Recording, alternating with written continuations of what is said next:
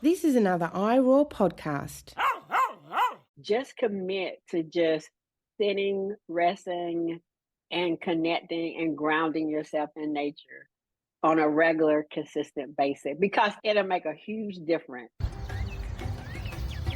Welcome to Wildly Unplug, sharing stories of nature, conservation, and creativity. Discover what develops when you unplug and step outdoors. Tonya, thank you so much for being here today. I am excited to be here, excited to share with your community about what's going on with my brand. And it's a lot. It's a lot. That's my first thing I got here is that you've got your own business, Ascended Glory. You wrote Correct. a book. You're a business coach. You've got the creative business channel that's on Roku and Fire TV. Yeah. Has this always been your goal, or what inspired you to create Ascended Glory? Ascended Glory initially started out from a personal need. I was having a hard time at the time when I started wearing my hair natural. I got it covered up today, but finding natural hair-friendly hair accessories. So one of my friends who know that I'm creative, I'm always creating things, she was like, why don't you just make it? And I was like, you know what? I can. And I think I will. So I did. And come to find out that need that I have, other women had the same need and they was willing to pay me for it. And I never started out thinking this is going to be a business for me. This is going to be a way for me to generate income. I was just simply trying to fulfill a personal need that I had. So, and that's how it all started. And it has snowballed into a lot of things. Which is great. So what were you doing before all of this? Well, what I was doing before all of this, and I still am, for my 9 to 5, for my day job, I am a pharmacist for a long-term care facility. So that's my 9 to 5, that's my day job. So my creating, my crafting was kind of, and it still is, it's my creative outlet. It's a form of therapy for me. It calms me, it relaxes me. Creating things by hand gives me joy and peace. So it's just something I enjoy doing. So it doesn't really feel like a job per se, even though I do spend a lot more time at it now because I recently cut my work week back at my 9 to 5 so I can spend more time on Ascended Glory because I turned 54 this past May. So my gift to myself, my birthday gift for myself, I'm gonna cut my work week back and focus on something I'm passionate about because I've been in pharmacy for over 30 years. And I'm in my latter years and I said, I want to do something that I'm passionate about. I think I've given enough of my life to the healthcare field. So it's really time for me to do something for me. So yeah, that's where I am now. If you figure out how to bottle up all your energy, let me know. I'd be on board with that. I was going to say, how do you find time for it all? But you just answered that question. You've scaled back a little bit. So yeah, that's good because that sounds like an awful lot to be doing. And your work is amazing. And it's been featured on you. Martha Stewart, right? And yeah. And just all these places. So how long did it take from the idea to being, nationally recognized? Oh, I started in 2013 and I got my first feature in 2019. So it was 6 years. It was 6 years just building that brand visibility, building that brand awareness, and establishing kind of my own personal niche. I know we'll probably get into it as far as what makes my things different. My accessory design is different from everybody else's, and it took 6 years, and I kind of went backwards too because I got the national and international recognition first. And then, I started probably a year ago, almost 2 years. Yeah, it's probably between a year and 2 years. Started doing local events because I had never done, I primarily just sold online. But then I started doing local vending events because my goal was to become, I said, I want to be a local celebrity. So my husband's like, well, how you gonna do that? So I said, I think I'm gonna start doing some local vending events, just putting myself out there, let people know, hey, I am Tonya, of Accent and Glory. That's me. And putting a face on the brand. So yeah. So did you started with the hair accessories? Correct. How did you identify the need for natural hair friendly accessories within the market? But that because I quickly learned that all hair accessories are not created equal. The materials that's used to create the hair accessories can cause damage to natural hair.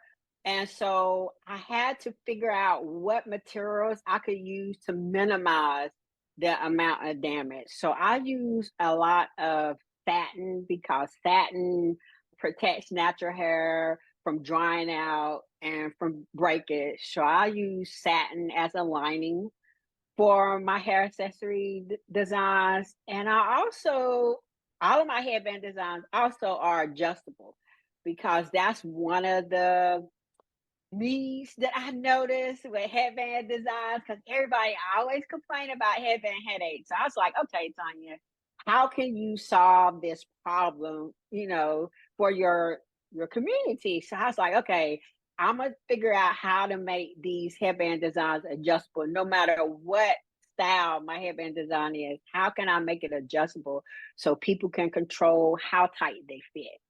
And I figured it out. Not every hero wears a cape. Oh man, the headband headaches are the worst. Yes, they are definitely.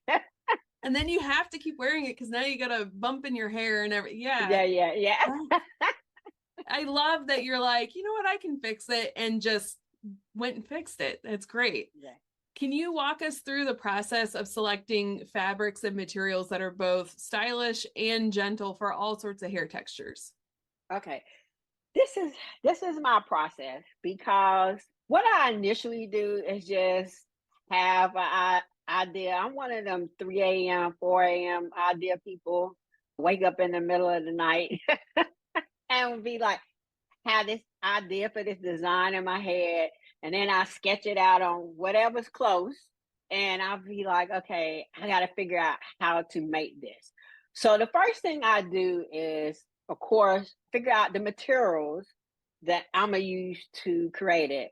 But I minimize the amount of materials that I use because I want to be eco-friendly, not use a whole lot of materials. So it's only 4 materials that I primarily use.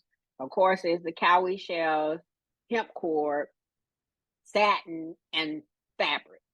So with those 4 minimums, I had to figure out how to bring this design to fruition. So I just create patterns. I create my own patterns and just map it out. And a lot of times it's trial and error. Every design do not make it to the website because what I end up doing is wear testing or having either I wear test it or have somebody else to wear test it to give me feedback on if it's comfortable, what do you think I need to adjust, what you think I need to change to make it better. Because at the end of the day, the customer experience is the most important thing. And I want everybody to have a great experience with my designs. And everything don't pass the test. And it's okay. Because I keep it and maybe one day it'll come back in the process circle. Yeah, we'll see. This is why people need to shop small, because you are hands-on, wear testing and getting feedback, and you're making sure your customer's happy. And not, big companies don't care about that. you know? Yeah, it's all about the bottom line for them, for sure.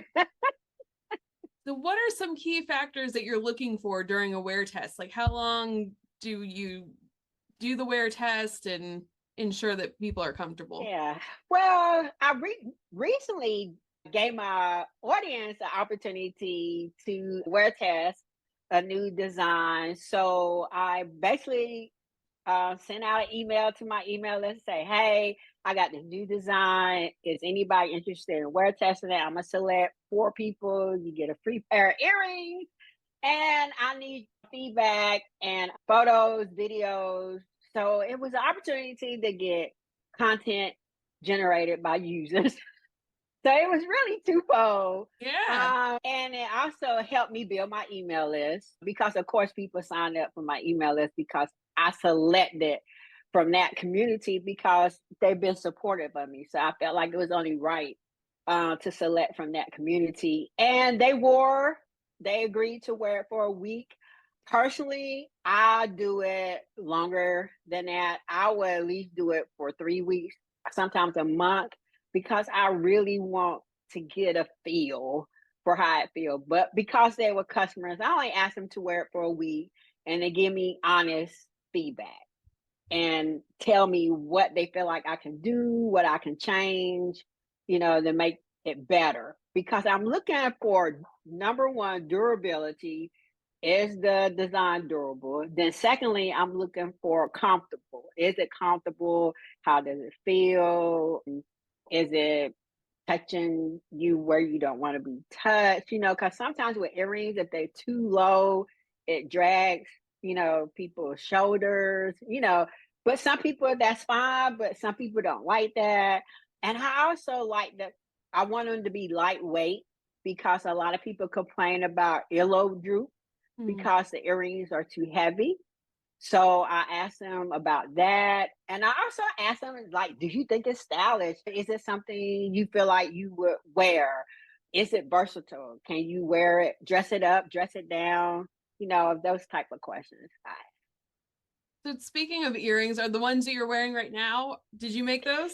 Yes, I made these. These are in the process of being wear tested. Oh, speaking of, so if you Yeah. are on YouTube, hop on over and you can check out her earrings. That was one of the first things I noticed when you got on the call. I'm like, ooh, I like her earrings. Yeah. Now these are supposed to debut in spring, summer of 2025. So that's why I'm wear testing them now to really get a feel. I've already tweaked them once. So this is like the second prototype. So yeah. But I so far so good. These are so far so good. So you said it's coming out in, next season. Right. So do you try and keep up with the latest styles and trends, or do you go for more of a timeless look? I do not try to keep up with styles and trends because my designs are so niche. That would be difficult for me to do.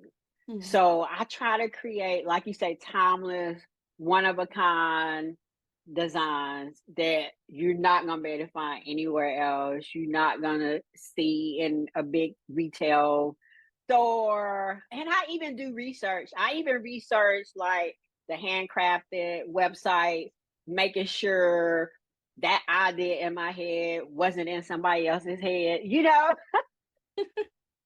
and make sure it's not out there. So yeah. And how did you transition from doing hair accessories to jewelry?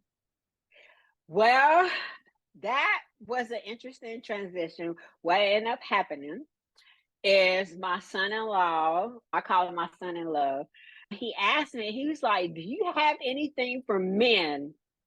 And I was like, no, not really. But so for Christmas, I made him a leather cowrie shell bracelet.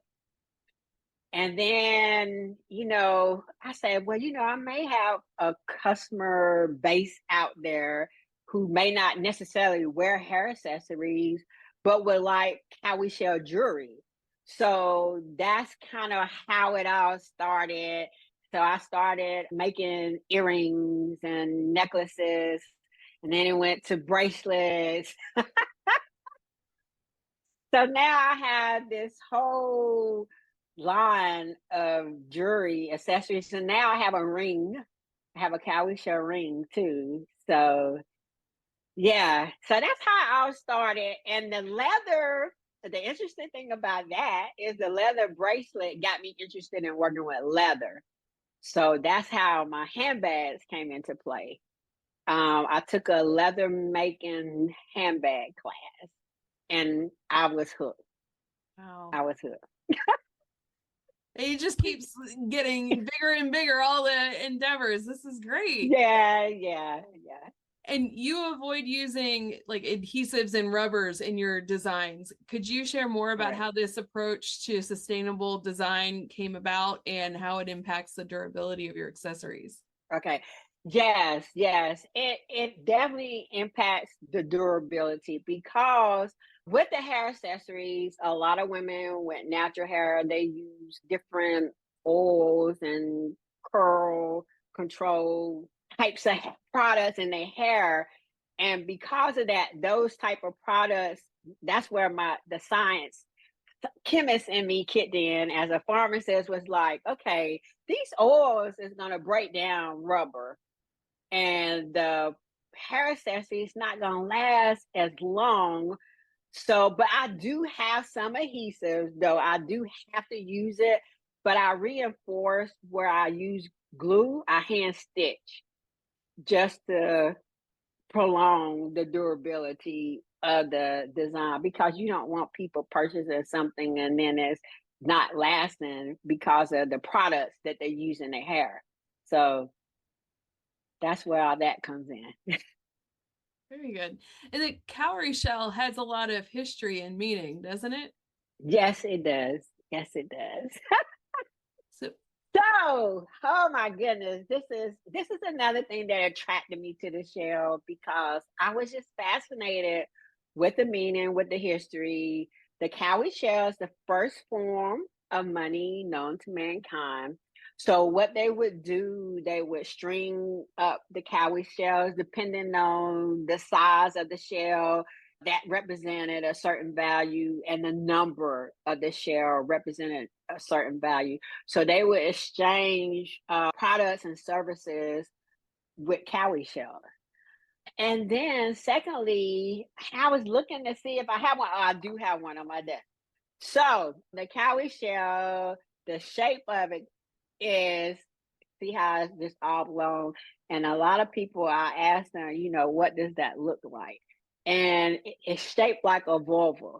So it definitely has like this femininity energy to it. A lot of cultures believe that it brings women prosperity and luck during if they're trying to have a baby or if they're pregnant and delivering a baby. They will have cowrie shells around during the process to, I guess, ensure a smooth delivery process. So and it's a whole lot more I can share about the shell and what it symbolizes and what it represents. But I know we only got a few minutes. that's great. And you also do crafting in history, right? Like where you, Right. in your accessory making classes, you incorporate the history and the cultural significance. Right. What are some stories that you can share behind some of the materials and the designs that you use? Okay. The other materials that I use is African print fabric. And a lot of people probably don't know this, but the symbols on the fabric aren't just random symbols. The symbols on the fabric represent different things, signifies different things. So basically, the fabric within itself tells a story. And I share in my accessory making classes, whatever pattern fabric that we use in the class, I tell them the story that the fabric is telling based on the symbols that's on the fabric. That is very cool. Yeah. Can you tell me the story behind the name of your company? Oh, yeah. The name. Okay. So as I've already shared, it initially started out with the hair accessories. And when I was trying to come up with a name, I was like, the first thing that came to mind was the scripture that says, a woman's hair is her glory. So I say, okay, so I'm creating hair accessories. And these hair accessories are accents for a woman's hair. So it's accented glory. So that's where I came up with the name. I kind of put it together. But now that I have expanded from hair accessories to jewelry to handbags, I talked to my oldest daughter. I say, I think it's time for a rebranding. But I'm going to still keep the name Accented Glory, but I think I'm going to just go with AG because my logo right now is the silhouette of a woman with a hair accessory. And I said, I think I'm gonna just go with AG and something else, a cowie shell. That's what I told her I wanted. So she said she's gonna come up with something for me. So we'll see. Oh, but that won't be to the first of the year. That won't be. nice. Yeah. It sounds like you are always learning and evolving and changing, which sounds like it's doing great for your business. And tell me a little bit more about, you've got a TV channel? I have a show on a TV channel Okay. that's on Roku, FRTV. It's called the Creative Spirit Channel. So it's a few other artists on there as well, and they have their own show. For me, because as we have already established through this conversation, I have a very busy schedule. So my show only airs once a month on the fourth Thursday every month. So with my show, I just basically highlight my journey. It's called Behind the Design with Accent and Glory. And I share about my product designs, my creative process. And then I also share about my marketing skills and services that I provide, because over the years, I've learned a thing or two about brand visibility, brand awareness, and really how to monetize your creative business. And so I share tips about that too. So what I've been doing so far is just alternating the show. One show I highlight the brand side, Accented Glory. Then the next show, I share some marketing tips and marketing advice for creatives, because I primarily work with handmade businesses as well, just showing them how to put themselves out there. Very good. Now, I do have to ask before I let you go, because I ask all my guests, what is your favorite place in nature? Oh, my favorite place in nature is outside in the grass. I love the grass. I don't know what it is about grass. I love the grass. I love going outside in my backyard barefooted and just really centering myself there, and grounding myself, my bare feet touching the ground and just feeling the energy there. And I also enjoy like being outside around the fire pit, just enjoying the outdoors. I love outdoors for sure. Yeah. It is great. And where do you see the future? I know we talked a little bit about how you're making some changes, but what's next for Accented Glory? What, you got any other projects coming down the line? What I really would like to do is I would like to get into small batch wholesale. I really would like to do that and have that experience. I have tapped into that a little this year. I've had women that host retreats, small retreats, reach out to me and ask me, could I customize a design, for their retreat. And so far, they enabled me to use my creative genius. They hadn't been really dictating, I want this, that. And they was like, you had the freedom to do whatever you want to do, whatever you want to create. And one of the things that I do with my own designs, each one of my designs have a design story. So it tells a story. And so I provide that same story for the designs I customize for the people who host retreats. So I got another custom order not too long ago for a young lady that's hosting a mermaid retreat. Yeah. That'd be fun. And I did not know the mermaid culture was that huge and that big, but that is a big culture for sure. Yeah. I used to work at an aquarium, and once a year we'd have the mermaids come in, and it's a whole nother world. It really is. And that was that was another one of my goals too. I had said I wanted to get into more gift shops as well, because right now I'm in one gift shop, and that's here in North Carolina at the Milton Road Center of the Arts gift shop. So, and things do well. My things do well there. And I was like, you know what?